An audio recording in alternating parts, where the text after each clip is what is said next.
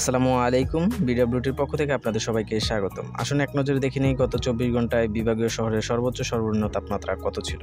প্রথমে ঢাকা বিভাগ। ঢাকা বিভাগের সর্বোচ্চ তাপমাত্রা ছিল 33.4 ডিগ্রি সেলসিয়াস এবং সর্বনিম্ন তাপমাত্রা ছিল 25.4 ডিগ্রি সেলসিয়াস।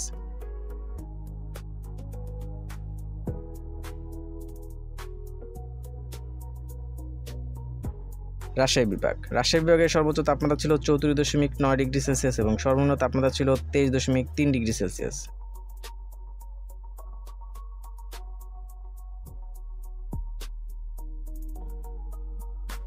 রংপুর বিভাগ। রংপুর বিভাগের সর্বোচ্চ তাপমাত্রা ছিল 31.8 ডিগ্রি সেলসিয়াস এবং সর্বনিম্ন তাপমাত্রা ছিল 23.5 ডিগ্রি সেলসিয়াস।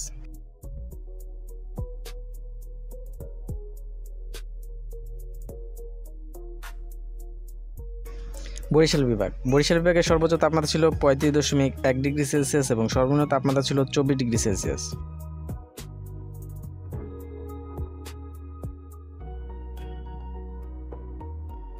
ময়মনসিংহ বিভাগ। ময়মনসিংহ বিভাগের সর্বোচ্চ তাপমাত্রা ছিল 33 ডিগ্রি সেলসিয়াস এবং সর্বনিম্ন তাপমাত্রা ছিল 25 ডিগ্রি সেলসিয়াস।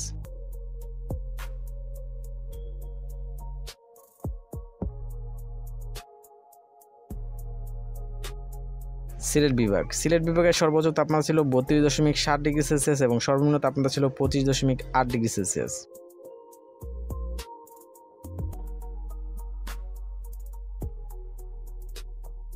চট্টগ্রাম বিভাগ। চট্টগ্রাম বিভাগের সর্বোচ্চ তাপমাত্রা ছিল 35.3 ডিগ্রি সেলসিয়াস এবং সর্বনিম্ন তাপমাত্রা ছিল 27.5 ডিগ্রি সেলসিয়াস।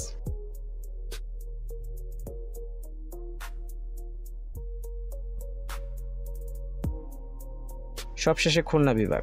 খুলনা বিভাগের সর্বোচ্চ তাপমাত্রা ছিল 35.8 ডিগ্রি সেলসিয়াস এবং সর্বনিম্ন তাপমাত্রা ছিল 24.8 ডিগ্রি সেলসিয়াস।